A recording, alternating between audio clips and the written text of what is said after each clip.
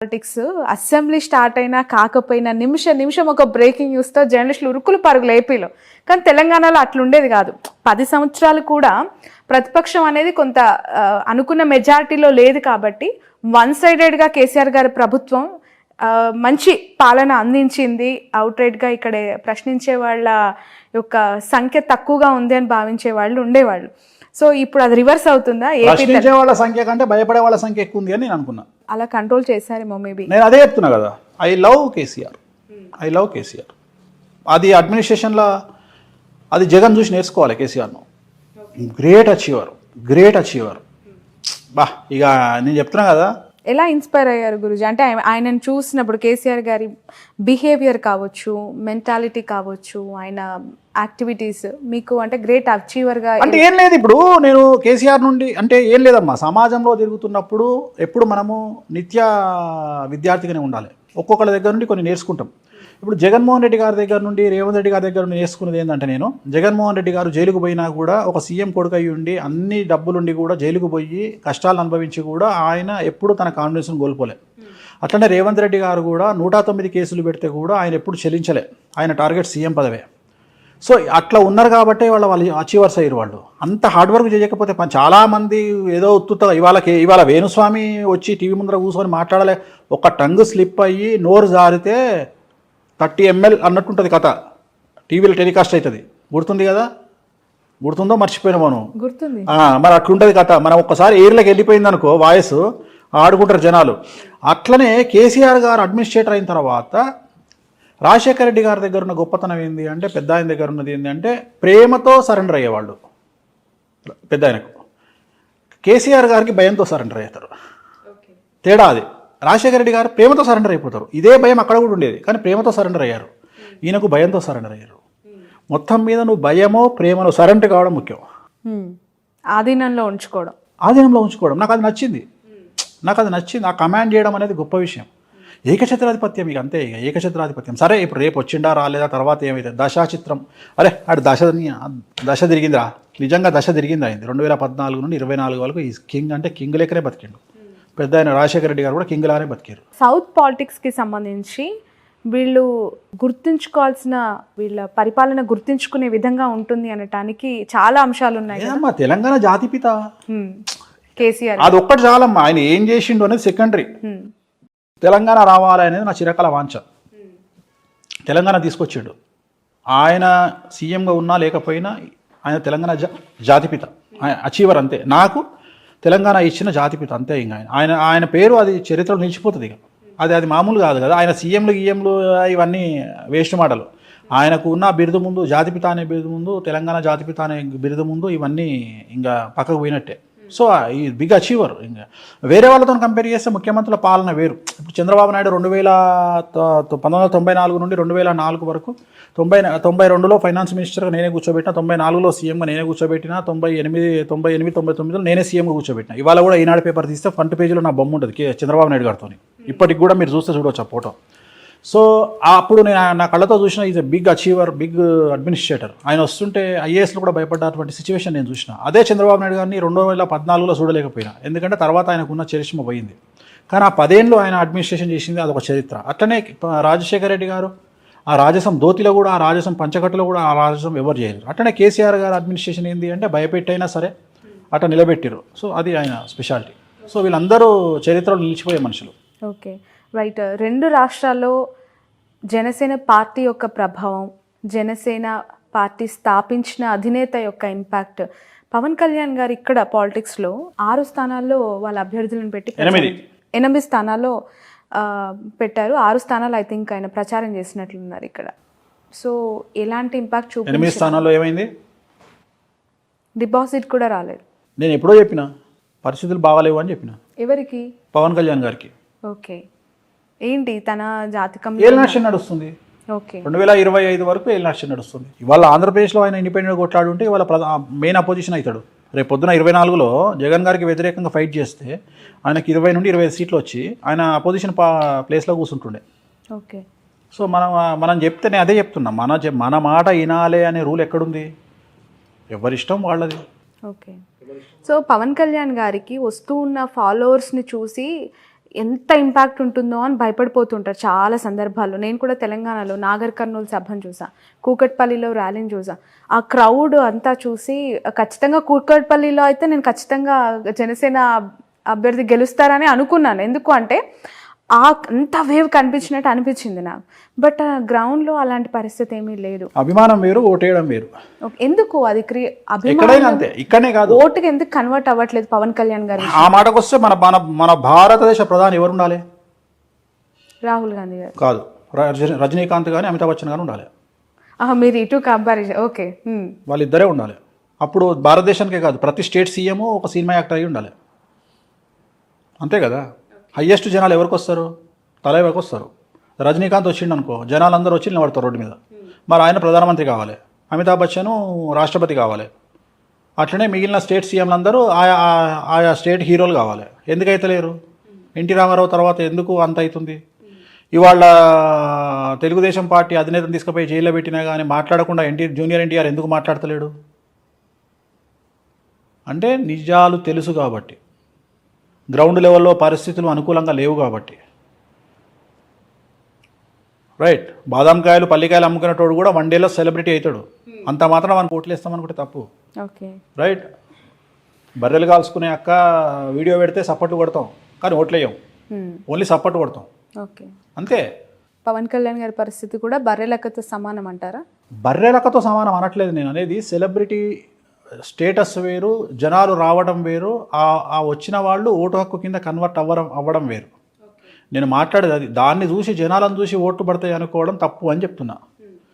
ఎప్పుడే కానీ జనాలకు ఓట్లకు సంబంధం లేదు. బట్ టీడీపీతో పొత్తుని ఒకవేళ వాళ్ళు విరమించుకున్నా, పవన్ కళ్యాణ్ గారు విరమించుకొని బీజేపీతో కలిసి ఎన్నికల్లోకి దిగితే ఇంపాక్టెడ్ సీట్స్ ఏమైనా, అంటే ఏమైనా ఇన్ఫ్లుయెన్స్డ్ సీట్స్ ఏమైనా ఉండొచ్చా ఏపీలో?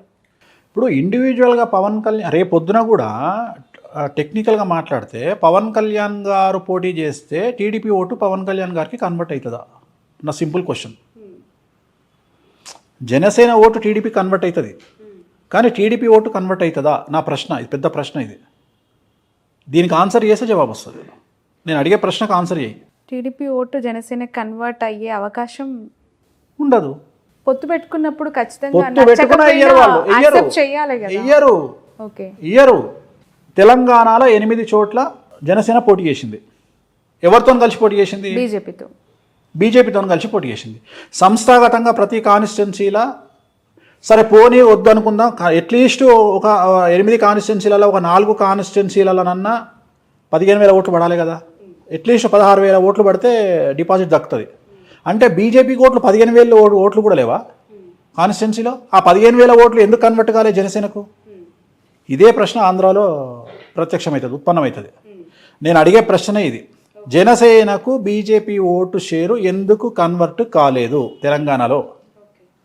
బీజేపీ, టీడీపీ, జనసేన ఇంచుమించు 3 కలిసి పోటీ చేసినట్టే ఒక రకంగా చెప్పాలంటే తెలంగాణలో అనుకుందాం, ఇల్లీగల్గానో లేకపోతే అన్అఫీషియల్గానో. మరి జనసేనకు బీజేపీ ఓట్లు ఎందుకు కన్వర్ట్ కాలే? ఎందుకు ట్రాన్స్ఫర్ కాలే? టీడీపీ, జనసేన, బీజేపీ పోటీ చేసినట్టే కదా తెలంగాణలో. టీడీపీ ఎన్నికల బారి నుంచి లేదు, కానీ అన్అఫీషియల్ గానే సపోర్టే కదా. జనసేన అంటే టీడీపీ కూడా జనసేనతో కలిసింది ఆంధ్రాలో. లేదు. ఇప్పుడు ఇక్కడ టీడీపీ ఎన్నికల నుంచి తప్పుకొని వాళ్ళ కార్యకర్తల్ని లేదంటే ఆ పార్టీ సింపథైజర్స్ ని ఎటువైపు మళ్ళించింది అంటే గాంధీ భవన్ వైపు మళ్ళించింది. గాంధీ భవన్ లో కాంగ్రెస్ జెండాలతో పాటు టీడీపీ జెండాలు పట్టుకోవాలి. తప్పు మళ్ళలేదు. సెటిలర్స్ గనక ఇవాళ కాంగ్రెస్ కోటేసి ఉంటే హైదరాబాద్ లో కాంగ్రెస్ కు 10 సీట్లు వచ్చాయి. ఒక్క సీట్ కూడా రాలే హైదరాబాద్ లో. రంగారెడ్డి హైదరాబాద్ లో మొత్తం బీఆర్ఎస్ ఫుల్ స్వీప్ చేసింది అంటే దాని అర్థం ఏంది అంటే మొత్తం గుండు గుత్తగా టీఆర్ఎస్ కేసీఆర్ సెటిలర్స్ అందరూ.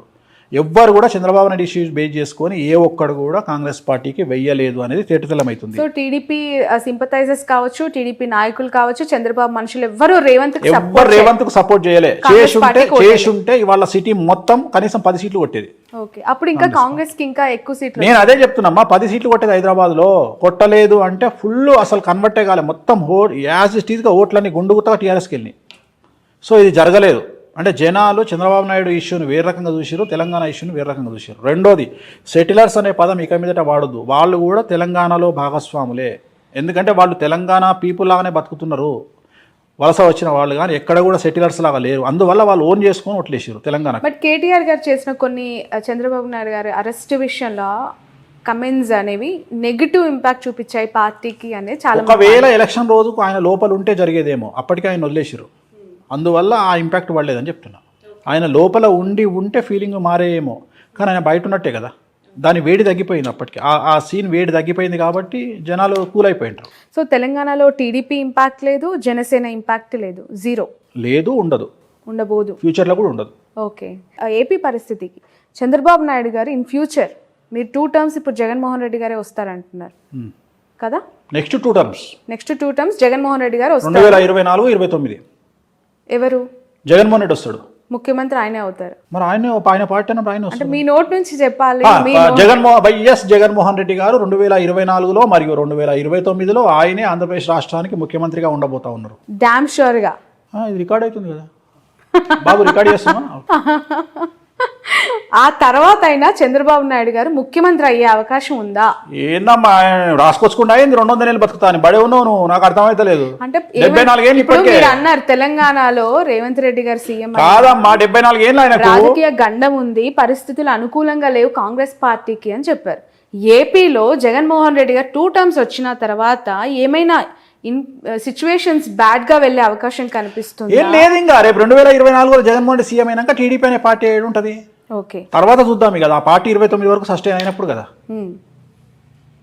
ఆ పార్టీ అప్పటి వరకు సస్టైన్. ఇప్పుడు నేను ఇంతకుముందు చెప్పిన 2017లో ఒక ఇంటర్వ్యూలో చెప్పిన ఏమని అంటే, రాజశేఖర్ రెడ్డి లాగా మారిన జగన్మోహన్ రెడ్డి గారిని చూస్తారు మీరు అని చెప్పిన. అన్నట్టుగానే ఆయన మారిన తర్వాత ఆయనకు జనాల్లో లీడర్లు నమ్మకం వచ్చింది. అట్లనే ఇంకో మాట చెప్తున్నా ఇప్పుడు నీ తరపున, కేసీఆర్గా మారబోతున్న జగన్మోహన్ రెడ్డిని చూస్తారు 24లో. అర్థమైందా డైలాగ్?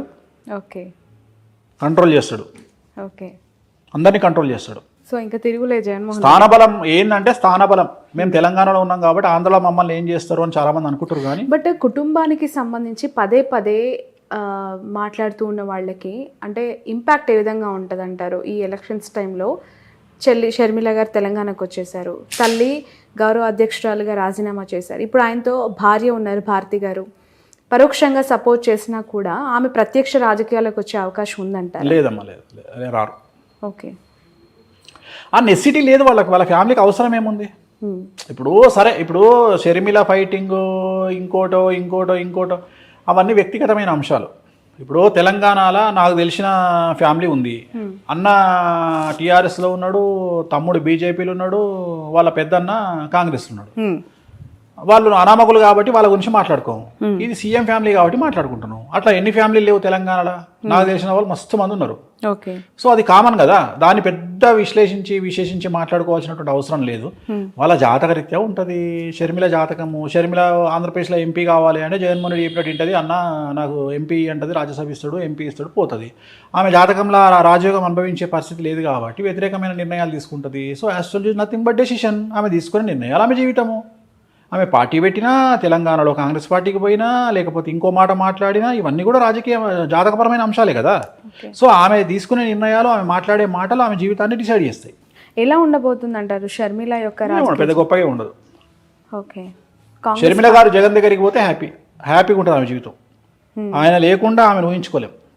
వెళ్ళే అవకాశం ఉందంటారు? ఎందుకంటే నీకు బాగా క్లోజ్ అమ్మా, నాకు తెలుసమ్మా, నీకు అమితమైనటువంటి ప్రేమ, నీకు చాలా క్లోజ్ షర్మిల. ప్రొఫెషన్ వేరు, వ్యక్తిగత మామూలుగానే అంటున్నా తల్లి, చెప్పట్లేదు. చాలా మందికి ఏంటంటే, ఇప్పుడు నేను మీకు డీకే శివకుమార్ అత్యంత సన్నిహితుడు అంట, కానీ ఆ సన్నిహితం ఎంతవరకు ఉండాలో అంతవరకే. షర్మిలమ్మ గారు పార్టీ పెట్టినప్పటి నుంచి టిల్ టుడే ప్రతి ఒక్క పొలిటికల్ యాక్టివిటీ పైన నా కవరేజ్ ఉంది. అండ్ ఒక మహిళ, ఇప్పుడు కల్వకుంట్ల కవిత గారు అవ్వచ్చు, ఇటు మన షర్మిల గారు అవ్వచ్చు. ఇప్పుడు షర్మిల గారి గురించి మనం ఇప్పుడు కాదు, పార్టీ పెట్టిన రోజు నుండి మాట్లాడుకుంటున్నాం. నేను ఎప్పుడైనా పాజిటివ్ గా మాట్లాడినా, మొత్తం ఇరగదీస్తుంది అని చెప్పినా, 1% ఇంపాక్ట్ కూడా ఉండదని చెప్పిన, నిజమైంది కదా. నేనేం మాటలు మార్చట్లేదు కదా. మీరు ఆ రోజు కూడా నువ్వు ఆమె దగ్గర ఇంటర్వ్యూ తీసుకొని వచ్చిన మరుక్షణం నేను చెప్పిన ఏముండదు తల్లి, అంత నార్మలే ఉంటుంది పరిస్థితి అని చెప్పిన. అంతే తప్ప నేనేం గొప్పగా మాట్లాడాను. అంతలాగా ఒక పాదయాత్ర నిజంగానే చెప్పాలి, ఒక మహిళగా ఆమె చేసిన పాదయాత్రని నేను కల్లారా చూసిన వ్యక్తిగా కష్టం వేరు, చాలా చాలా రిజల్ట్ వేరు. బాధపడ్డాను ఆ రోజు. ఎందుకు అంటే పక్క రాష్ట్రంలో అన్న సీఎం గా ఉన్నారు, ఇక్కడ ఒక మహిళ ఒంటరిగా ఎందుకు ఈ పరిస్థితి వచ్చింది?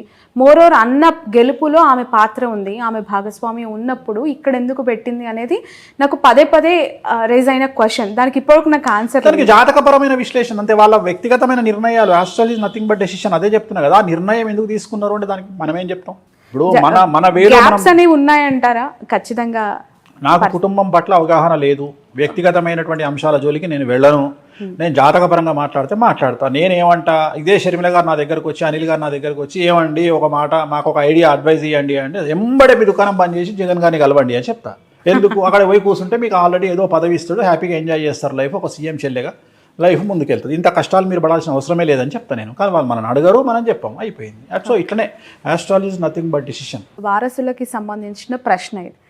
కేసీఆర్ గారు ముఖ్యమంత్రిగా 2 టర్మ్స్ చేసిన తర్వాత ఇప్పుడు గెలిచి ముఖ్యమంత్రి పదవికి రాజీనామా చేశారు. కానీ కొడుకును ముఖ్యమంత్రి స్థాయిలో సొసైటీలో ప్రొజెక్ట్ చేశారు. నెక్స్ట్ 5 yearsలో కేటీఆర్ గారు ఆ స్థాయిలో ఎమర్జ్ అవుతారు పీపుల్లో అనేది ఒక మాట వినిపిస్తోంది. చంద్రబాబు నాయుడు గారి వారసుడు లోకేష్ గారి గురించి ప్రస్తావిస్తూ ఉన్నారు.